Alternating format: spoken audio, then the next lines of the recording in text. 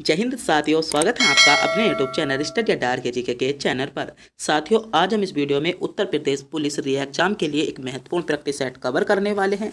आज के जो क्वेश्चन है आपके सभी गोल्डन क्वेश्चन साबित होने वाले हैं और इस वीडियो के माध्यम से आज अपनी नॉलेज को जज करने वाले हो कि आपका कितना लेवल अच्छा हो चुका है और आपको कितनी पढ़ाई और बाकी करनी है। तो वीडियो को पूरा ध्यान से जरूर देखेगा। तो बिना टाइम गवाए करते हैं वीडियो को स्टार्ट। तो आपका पहला क्वेश्चन है, हर्षवर्धन द्वारा रचित नाटक है। ऑप्शन है रत्नावली, दास कुमार चरित, कादम्बरी या इनमें से कोई नहीं। तो आपसे क्वेश्चन में पूछा गया है हर्षवर्धन द्वारा रचित नाटक कौन सा है। तो हर्षवर्धन जो द्वारा रचित नाटक है वह है आपका रत्नावली, यानी ए विकल्प इसमें आपका करेक्ट जवाब होगा।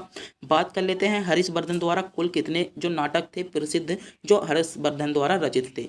तो अगर आपको क्वेश्चन में मिल जाए नागानंद, तो नागानंद जो आपकी रचना है वह भी किसकी है, हर्षवर्धन की है। और एक आपसे बहुत ही ज़्यादा रचना पूछी जाती है या नाटक पूछा जाता है प्रियदर्शी का।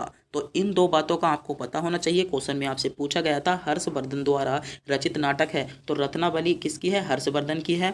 अगर आपको विकल्प में मिल जाए नागानंद, तो यह भी आपका हर्षवर्धन का है। प्रियदर्शी का मिल जाए तो यह भी आपकी हर्षवर्धन की है। और हर्षवर्धन से संबंधित एक बहुत ही ज़्यादा इंपॉर्टेंट क्वेश्चन पूछा जाता है। लगभग 10 एग्जाम होते हैं तो 8 एग्जामों में क्वेश्चन पूछ लिया जाता है कि हर्षवर्धन के समय में कौन सा विदेशी यात्री आया था। तो हर्षवर्धन के जो समय में विदेशी यात्री आया था वह कौन सा आया था, हेनसांग हर्षवर्धन के समय में विदेशी यात्रा आया था। इसका आपको पता होना चाहिए, यह क्वेश्चन आपसे बहुत ज़्यादा पूछा जाता है। तो बढ़ते हैं अगले क्वेश्चन पर। अगला क्वेश्चन आपसे पूछा गया है नागार्जुन सागर बांध परियोजना निम्नलिखित में से किस नदी पर स्थित है। ऑप्शन है नर्मदा नदी, कृष्णा नदी, कावेरी नदी या गोदावरी नदी। तो बताइएगा नागार्जुन सागर बांध परियोजना। अगर मेरे प्यारे साथियों आप इन क्वेश्चनों का जवाब जानते हो तो हमें कमेंट बॉक्स में भाई बता सकते हो। और आज के इन 38 क्वेश्चनों का जवाब आपको बताना होगा आप इनमें से कितने क्वेश्चनों का जवाब जानते थे। तो जल्दी से जल्दी कमेंट बॉक्स में बता दीजिएगा नागार्जुन जो सागर बांध परियोजना है वह आपकी कहाँ पर है। तो कहाँ पर हो जाएगा, कावेरी नदी पर स्थित है। और कहाँ पर है, तो आंध्र प्रदेश इसमें आपका बिल्कुल करेक्ट जवाब हो जाएगा। तो आपसे क्वेश्चन में पूछा गया था नागार्जुन परियोजना आपकी कहाँ पर है, तो आपका सही जवाब हो जाएगा आंध्र प्रदेश में कावेरी नदी पर स्थित है। बढ़ते हैं अगले क्वेश्चन पर। अगला क्वेश्चन आपसे पूछा गया है भ्रूण को एक विशेष ऊतक की सहायता से मां के रक्त से पोषण प्राप्त होता है। तो क्वेश्चन को पढ़िएगा। क्वेश्चन में आपसे पूछा गया है जैसे कोई गर्भवती औरत है और उसके जो पेट में बच्चा पल रहा होता है उसे भोजन जो प्राप्त होता है कहाँ से प्राप्त होता है, यह क्वेश्चन में आपसे पूछा गया है। तो कहाँ से प्राप्त होता है, आपका सही जवाब हो जाएगा गर्भनाल से प्राप्त होता है, यानी बी विकल्प के साथ आपका बिल्कुल करेक्ट जवाब हो जाता है। अगले क्वेश्चन पर बढ़ते हैं। अगला क्वेश्चन आपसे पूछा गया है किसी वस्तु द्वारा उसकी स्थिति या विनाश द्वारा प्राप्त ऊर्जा को हम क्या कहते हैं। ऑप्शन है गति ऊर्जा कहते हैं, परमाणु ऊर्जा कहते हैं, स्थितिज ऊर्जा कहते हैं या विद्युत ऊर्जा कहते हैं। तो क्वेश्चन आपसे क्या पूछा गया था, किसी वस्तु द्वारा उसकी स्थिति या विनाश द्वारा जो प्राप्त ऊर्जा होती है उसको हम क्या कहते हैं। तो क्या कहते हैं, आपका सही जवाब हो जाएगा स्थितिज ऊर्जा कहते हैं, यानी सी विकल्प के साथ आपका बिल्कुल करेक्ट जवाब हो जाता है।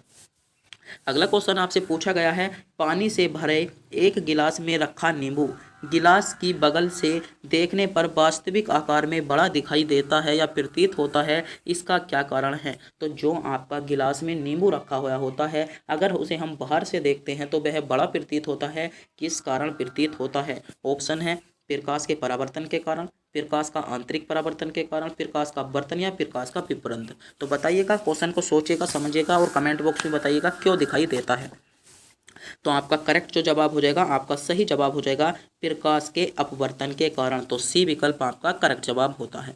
कई बार क्वेश्चन पूछ लिया जाता है तारे का टिमटिमाना, तारे क्यों टिमटिमाते हैं। तो तारे भी आपके प्रकाश के अपवर्तन के कारण ही टिमटिमाते हैं। तो यहाँ पर भी आपका सी विकल्प बिल्कुल करेक्ट जवाब था। अगला क्वेश्चन आपसे पूछा गया है वायरस के कारण निम्नलिखित में से कौन सी बीमारी नहीं होती। तो वायरस के कारण इनमें से कौन सी बीमारी नहीं होती, तो हेपेटाइटिस जो होती है वह आपकी वायरस के कारण नहीं होती है। तो इसमें सी विकल्प के साथ आपका बिल्कुल करेक्ट जवाब होगा। अगले क्वेश्चन पर बात करते हैं। अगला क्वेश्चन आपसे पूछा गया है भारत के नियंत्रक एवं महालेखा परीक्षक का कार्यकाल है। ऑप्शन है 65 वर्ष की आयु तक, 6 वर्ष अथवा 65 वर्ष आयु जो पहले हो, 6 वर्ष या 62 वर्ष की आयु जो पहले हो, या उपयुक्त में से कोई नहीं। बताइएगा भारत के नियंत्रक एवं महालेखा परीक्षक का जो कार्यकाल होता है वह आपका कितना होता है? तो कितना हो जाएगा? 6 वर्ष अथवा 65 वर्ष की आयु जो भी पहले हो। तो बी विकल्प के साथ इसमें आपका करेक्ट जवाब हो जाता है। अगला क्वेश्चन पूछा गया है, परमाणु बम की खोज किसने की? ऑटो हान ने। बताइएगा परमाणु बम, तो परमाणु बम की जो खोज की थी ऑटो हान ने की थी। ए विकल्प के साथ आपका करेक्ट जवाब हो जाएगा। अगला क्वेश्चन पूछा गया है, कुछ भारतीय अर्थशास्त्री ब्रिटिश शासन के दौरान भारत की राष्ट्रीय आय का मूल्यांकन करने का प्रयास करते थे। निम्नलिखित में से कौन सा अर्थशास्त्री नहीं है? तो निम्नलिखित में से कौन सा अर्थशास्त्री नहीं है? बात कर लेते हैं दादा भाई नौरोजी, तो दादा भाई नौरोजी भी हैं, आपका सही जवाब होगा। बात कर लेते हैं BKRB राव, तो ये भी हैं आपके। RC दास, तो सही, तो इसमें डी विकल्प आपका करेक्ट जवाब होगा। ये जो है भारत के जो आप डी विकल्प में आपका प्रसाद चंद्र महानोलोबिस, ये क्या नहीं करते थे? मूल्यांकन नहीं करते थे। तो डी विकल्प आपका बिल्कुल करेक्ट जवाब हो जाता है। अगला क्वेश्चन क्या पूछा जा रहा है? अगला क्वेश्चन पूछा गया है, निम्नलिखित में से कौन से देश की मुद्रा बिर्र है? बताइएगा तो बिर्र किस देश की मुद्रा है? तो आपका सही जवाब होगा इथियोपिया की है। तो ए विकल्प के साथ आपका करेक्ट जवाब हो जाता है। अगला क्वेश्चन आपसे पूछा गया है मेरे दोस्तों, विश्व जल दिवस कब मनाया जाता है? तो बताइएगा विश्व जल दिवस आपका कब मनाया जाता है? बहुत ज़्यादा क्वेश्चन पूछा जाता है कि विश्व जल दिवस कब मनाया जाता है। तो विश्व जल दिवस आपका कब मनाया जाता है? तो विश्व जल दिवस आपका 22 मार्च को मनाया जाता है, यानी सी विकल्प आपका करेक्ट जवाब होगा। 22 मार्च को विश्व जल दिवस आपका बनाया जाता है। अगला क्वेश्चन आपसे पूछा गया है, निम्नलिखित में से कौन संसद के किसी भी सदन का कार्यवाही में गैर सदस्य के रूप में भाग ले सकता है? तो निम्नलिखित में से कौन संसद के किसी भी सदन की जो कार्यवाही में गैर सदस्य के रूप में भाग ले सकता है? तो कौन ले सकता है? आपका जो सही जवाब होगा महान्यायवादी ले सकता है। तो महान्यायवादी बी विकल्प के साथ इसमें आपका बिल्कुल करेक्ट जवाब होगा। और महान्यायवादी जो होता है भारतीय सरकार का प्रथम विधि अधिकारी होता है। कौन? महान्यायवादी। तो क्वेश्चन में आपसे पूछ लिया जाता है प्रथम विधि अधिकारी कौन है? तो महान्यायवादी होता है। आपको पता होना चाहिए, महत्वपूर्ण क्वेश्चन है। और जो महान्यायवादी का जिक्र है वह संविधान के अनुच्छेद 67 में आपको दिया गया है। अगला क्वेश्चन आपसे पूछा गया है, भारतीय संविधान का अनुच्छेद 21 का संबंध है? ऑप्शन है जीवन के अधिकार से, संवैधानिक उपचार के अधिकार से, धार्मिक स्वतंत्रता के अधिकार से, या समानता के अधिकार से। तो बताइएगा भारतीय संविधान के अनुच्छेद 21 का जो संबंध दिया गया है वह आपका किससे है? तो भारतीय संविधान के अनुच्छेद 21 का संबंध है आपका जीवन के अधिकार से, यानी ए विकल्प के साथ यहाँ पर आपका बिल्कुल करेक्ट जवाब हो जाता है। बढ़ते हैं अगले क्वेश्चन की ओर। अगला क्वेश्चन आपसे पूछा गया है, निम्नलिखित में से कौन से वन की पत्ती के गिरने का निश्चित समय नहीं होता, इसलिए वे कभी भी अनवरत नहीं दिखाई देते? तो कौन से वृक्ष हो जाएगा? तो आपका इसमें जो करेक्ट जवाब निकल कर आता है शीतोष्ण सदाबहार वन, ए विकल्प के साथ आता है। बात कर लेते हैं शीतोष्ण साधारण जो वन होते हैं उनको उगने के लिए लगभग 200 सेंटीमीटर से अधिक वर्षा चाहिए। और जैसे आपकी रबड़ का पेड़ हो गया यो आता है, मोदगी का पेड़ आता है, और जैसे आपकी बांसी हो जाती है जिसे हम बांस कहते हैं, ये सभी पेड़ आपके इसी के अंतर्गत आते हैं।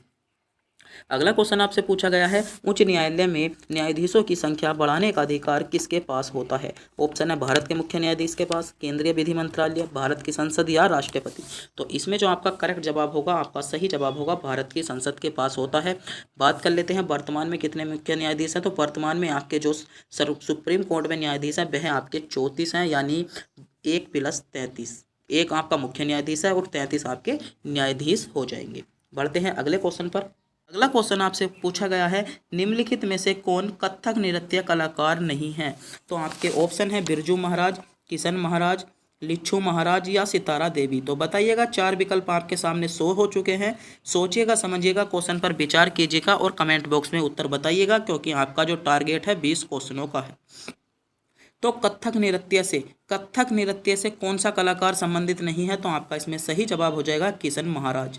किशन महाराज आपका कथक जो आपका नृत्य है उससे संबंधित नहीं है। और जो किशन महाराज का संबंध है वह किससे है? तो किशन महाराज का जो संबंध है वह आपका तबला वादक से है। किससे? तबला वादक से। तबला वादक जो यंत्र होता है, किशन महाराज का संबंध तबला वादक से है, जबकि बिरजू महाराज और लच्छू महाराज और सितारा देवी का संबंध आपका कथक नृत्य से आ जाता है। तो बी विकल्प इसमें आपका बिल्कुल करेक्ट जवाब होगा। बढ़ते हैं अगले क्वेश्चन पर। अगला क्वेश्चन आपसे पूछा गया है, विश्व व्यापार संगठन WTO का मुख्यालय कहाँ पर है? ऑप्शन है वाशिंगटन DC में, जिनेवा में, मॉस्को में या लंदन में। तो क्वेश्चन में आपसे पूछा गया है, बताइएगा, सोचिएगा, समझिएगा। WTO मतलब विश्व व्यापार संगठन। तो विश्व व्यापार जो संगठन है वह आपका कहाँ पर है? जिनेवा में है। बात करते हैं वर्तमान में विश्व व्यापार संगठन में कुल कितने सदस्य हैं? तो वर्तमान में जो विश्व व्यापार संगठन में कुल सदस्य हैं आपके 164 सदस्य हैं। और जो इसका अध्यक्ष है विश्व व्यापार संगठन का, जो आपका अध्यक्ष हो जाएगा, तो वे हो जाएंगे आपकी नाइजीरिया की नंगोजी ओकोजो-इबेला। ओकोजो-इबेला क्या हो जाएंगी? विश्व व्यापार संगठन की आपकी अध्यक्ष हो जाएगी। और वर्तमान में कुल इसमें 164 सदस्य आपके हो जाएंगे। तो क्वेश्चन में आपसे पूछा गया था विश्व व्यापार संगठन का मुख्यालय, तो आपका जिनेवा बी विकल्प के साथ बिल्कुल करेक्ट जवाब हो जाएगा। अगले क्वेश्चन पर पढ़ते हैं। अगला क्वेश्चन आपसे पूछा गया है, निम्नलिखित में से कौन सा हड़प्पा का स्थल नहीं है? तो आपको बताना होगा हड़प्पा का स्थल आपका कौन सा नहीं है। विकल्प आपके सामने है। तो हड़प्पा का जो स्थल नहीं है वह आपका चिराद नहीं है। चिराद नहीं है। चिराद कहाँ का है? तो चिराद आपका यहाँ पर बिहार में स्थित एक स्थान है, जहाँ पर जो नवपाषाण काल था, नवपाषाण काल में आपके हीरे के सींग के निर्मित उपकरण मिले थे। कहाँ से? चिराद से। तो डी विकल्प इसमें आपका बिल्कुल करेक्ट जवाब होगा। अगला क्वेश्चन आपसे पूछा गया है, महत्वपूर्ण क्वेश्चन है, क्वेश्चन पूछा जा सकता है। ईस्ट इंडिया कंपनी के शासन के दौरान किस राजवेश बंदोबस्त के अंतर्गत राजस्व एकत्र करने के लिए उस कंपनी को अदा करने की जिम्मेदारी गांव के मुखिया को सौंपी गई? ऑप्शन है जमींदारी बंदोबस्त के तहत, स्थायी बंदोबस्त के तहत, रैयतवाड़ी बंदोबस्त के तहत या मालवाड़ी बंदोबस्त। तो बहुत ज़्यादा इंपॉर्टेंट क्वेश्चन है उत्तर प्रदेश पुलिस के लिए। तो इसमें आपका जो सही जवाब हो जाएगा मालवाड़ी बंदोबस्त, इसमें आपका बिल्कुल करेक्ट जवाब हो जाता है। तो डी विकल्प की ओर जा रहे सभी बच्चों का जवाब बिल्कुल करेक्ट जवाब हो जाएगा। क्या? मालवाड़ी बंदोबस्त इसमें आपका सही जवाब होगा। अगला क्वेश्चन आपसे पूछा गया है, संविधान के अनुसार राज्य के कितने अंग हैं? ऑप्शन है 2 अंग हैं, 3 अंग हैं, 4 अंग हैं या 5 अंग हैं। तो बताइएगा संविधान के अनुसार राज्य के कितने अंग हैं? तो संविधान के अनुसार जो राज्य के अंग हैं वह आपके 3 अंग हैं। बात कर लेते हैं, जब 3 अंग हैं तो वे 3 अंग कौन कौन से हैं? तो उन तीनों अंगों को देखते हैं। तो पहला कौन सा है आपका? पहला जो अंग हो जाता है वह आपका है व्यय स्थापिका। क्या हो जाएगा? व्यय स्थापिका आपका पहला अंग हो जाएगा। दूसरा अंग हो जाता है आपका राज्य का कार्यपालिका। दूसरा अंग क्या हो जाता है आपका? दूसरा अंग हो जाएगा कार्यपालिका। और तीसरा अंग हो जाता है आपका न्यायपालिका। तो राज्य के आपसे क्वेश्चन में पूछा गया था संविधान के अनुसार राज्य के कितने अंग होते हैं? तो संविधान के अनुसार राज्य के 3 अंग हैं। पहला हो जाएगा आपका व्यवस्थापिका, दूसरा हो जाएगा कार्यपालिका और तीसरा आपका न्यायपालिका। इसमें आपका बिल्कुल करेक्ट जवाब होगा। अगला क्वेश्चन आपसे पूछा गया है, कौन सा देश भारत का पड़ोसी नहीं है? ऑप्शन है इंडोनेशिया, भूटान, नेपाल, म्यांमार। तो बताइएगा भारत का पड़ोसी देश इनमें से कौन सा देश नहीं है? क्वेश्चन में आपसे पूछा गया है। महत्वपूर्ण क्वेश्चन है, बहुत ज़्यादा क्वेश्चन पूछा जा सकता है। तो इनमें से जो भारत का पड़ोसी देश नहीं है, कौन सा नहीं है? तो इंडोनेशिया आपका भारत का पड़ोसी देश नहीं होता है। तो ए विकल्प इसमें आपका सही जवाब हो जाएगा। बात कर लेते हैं भारत के कुल जो पड़ोसी देश हैं वे कितने हैं? तो भारत के कुल पड़ोसी देश आपके 7 हैं। तो बात करते हैं 7 के बारे में। तो पहला हो जाएगा आपका पाकिस्तान, दूसरा हो जाता है आपका चीन, तीसरा हो जाएगा नेपाल, चौथा हो जाएगा भूटान, पांचवा हो जाता है म्यांमार, छठा हो जाएगा अफगानिस्तान और सातवां जो हो जाता है आपका हो जाएगा बांग्लादेश। तो जो भारत के पड़ोसी देश हैं वे आपके कितने हैं? 7 हैं +1 क्या है? जो आपका हो जाता है श्रीलंका। वह आपका स्थल विरुद्ध देश है, जो किसके साथ लगा है? समुद्र के साथ लगा है। तो +1 आपका, इसे भी कैटेगरी में रख लेते हैं। अगला क्वेश्चन आपसे पूछा गया है, अपने शासन के दौरान अंग्रेज किसानों को बंगाल में उगाने के लिए मजबूर करते थे। तो जब अंग्रेज़ों का शासन चल रहा था तो जो बंगाल के किसान थे उनको उगाने के लिए क्या करते थे? मजबूर करते थे। ऑप्शन है जूट उगाने के लिए, चाय उगाने के लिए, गन्ना उगाने के लिए या गेहूं उगाने के लिए। तो बताइएगा किसे उगाने के लिए मजबूर करते थे? तो इसमें आपका सही जवाब हो जाएगा जूट उगाने के लिए मजबूर करते थे। तो इसमें जो आपका सही जवाब होगा ए विकल्प के साथ बिल्कुल करेक्ट जवाब आपका निकल कर आता है। अगला क्वेश्चन आपसे पूछा जा रहा है, विश्व में गेहूं का सबसे बड़ा उत्पादक राष्ट्र कौन सा है? तो विश्व में जो गेहूं का सबसे बड़ा उत्पादक राष्ट्र है वह आपसे क्वेश्चन पूछा गया है। यूएसए, भारत, चीन या रूस? तो बताइएगा। विश्व में गेहूं का सबसे बड़ा उत्पादक राष्ट्र, तो विश्व में जो गेहूं का सबसे बड़ा उत्पादक राष्ट्र है तो वह आपका चीन है। चीन में सबसे ज़्यादा गेहूं का उत्पादन किया जाता है। और जो दूसरे नंबर पर आता है आपका भारत आता है, तीसरे नंबर पर आपका रूस आता है और चौथे नंबर पर आपका क्या आता है? यूएसए आता है। तो क्वेश्चन में आपसे पूछा गया था विश्व में सबसे गेहूं का सबसे बड़ा उत्पादक राष्ट्र क्या हो जाएगा? चीन। सी विकल्प के साथ इसमें आपका बिल्कुल करेक्ट जवाब होगा। अगला क्वेश्चन आपसे पूछा गया है, भारत में प्रदत्त ज्ञानपीठ पुरस्कार से संबंधित है। ऑप्शन है शास्त्रीय संगीत से, साहित्य से, शास्त्रीय नृत्य से या सिनेमा से? तो भारत में ज्ञानपीठ पुरस्कार, तो भारत में जो आपका ज्ञानपीठ पुरस्कार है वह आपका किससे संबंधित है? तो इसमें आपका सही जवाब हो जाएगा, भारत में ज्ञानपीठ पुरस्कार आपका साहित्य से संबंधित है। साहित्य से संबंधित है, बी विकल्प के साथ आपका बिल्कुल करेक्ट जवाब होगा। बात करते हैं कि भारत में सबसे पहला ज्ञानपीठ पुरस्कार किसको दिया गया था? तो भारत में जो सबसे पहला ज्ञानपीठ पुरस्कार दिया गया था 1965 में दिया गया था। और किसको दिया गया था? तो आपका जो दिया गया था जी शंकर को। किसको दिया गया था? जी शंकर कुरूप को। जी शंकर कुरूप को आपका पहला ज्ञानपीठ पुरस्कार 1965 में दिया गया था। बात कर लेते हैं ज्ञानपीठ पुरस्कार कितनी भाषाओं में दिया जाता है? तो ज्ञानपीठ पुरस्कार आपका जो 22 भाषाओं में दिया जाता है। और जो सबसे पहला पुरस्कार दिया गया था वह आपका मलयालम भाषा में दिया गया था। इतना क्वेश्चन का भी आपको पता होना चाहिए। अगले क्वेश्चन की ओर बढ़ते हैं। अगला क्वेश्चन आपसे पूछा गया है, निम्न में से किसे डॉक्टर भीमराव अंबेडकर ने संविधान का हृदय और आत्मा बताया? ऑप्शन है समानता के अधिकार को, बी संवैधानिक उपचार के अधिकार को, संपत्ति के अधिकार को या धार्मिक स्वतंत्रता के अधिकार को?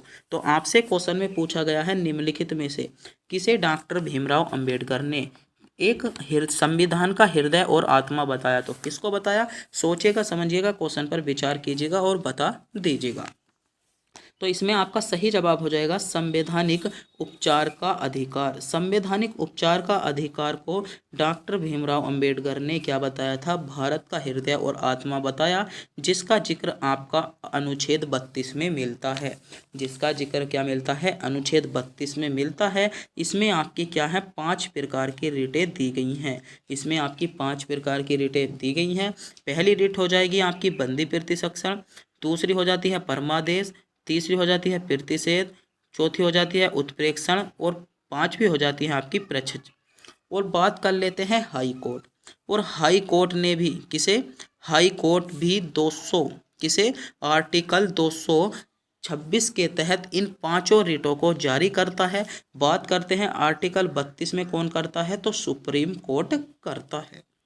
क्वेश्चन में आपसे पूछा गया था निम्नलिखित में से किसे डॉक्टर भीमराव अंबेडकर ने संविधान का हृदय और आत्मा बताया? तो इसमें आपका सही जवाब हो जाता है संवैधानिक उपचार के अधिकार। जो संवैधानिक उपचार के अधिकार हैं उसे डॉक्टर भीमराव अंबेडकर ने संविधान का हृदय और आत्मा बताया, जो कि अनुच्छेद 32 में आपके आते हैं। तो बी विकल्प यहाँ पर आपका बिल्कुल करेक्ट जवाब होगा। अगला क्वेश्चन आपसे पूछा गया है, निम्नलिखित में से कौन लोरेंज वृक्क द्वारा मापा जाता है? तो लोरेंज वृक्क द्वारा आपका क्या मापा जाता है? तो सही जवाब हो जाएगा आय की विषमता।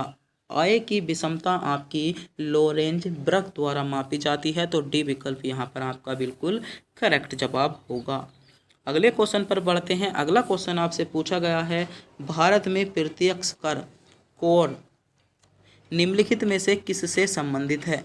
तो भारत में जो प्रत्यक्ष कर कोड है वह आपका किससे संबंधित है? तो आपका सही जवाब हो जाएगा आयकर से संबंधित है। तो बी विकल्प के साथ यहाँ पर क्या हो जाता है? आपका बिल्कुल करेक्ट जवाब हो जाएगा किससे संबंधित है? आयकर से आपका संबंधित हो जाता है। अगला क्वेश्चन आपसे पूछा जा रहा है, डायनामो परिवर्तित करता है। ऑप्शन है चुंबकीय ऊर्जा को विद्युत ऊर्जा में, ऊष्मीय ऊर्जा को विद्युत ऊर्जा में, यांत्रिक ऊर्जा को विद्युत ऊर्जा में, या प्रयुक्त में से कोई नहीं। तो बताइएगा, क्वेश्चन पर विचार कीजिएगा, सोचिएगा, समझिएगा, थोड़ा सा क्वेश्चन पर विचार कीजिएगा, इसमें आपका सही जवाब क्या हो जाएगा। क्वेश्चन में पूछा गया है डायनेमो, डायनेमो परिवर्तित करता है। तो डायनेमो परिवर्तित क्या करता है, तो डायनेमो आपका यांत्रिक ऊर्जा को विद्युत ऊर्जा में परिवर्तित करता है। किसे करता है, यांत्रिक ऊर्जा को विद्युत ऊर्जा में परिवर्तित करता है। सी विकल्प के साथ आपका बिल्कुल करेक्ट जवाब होगा।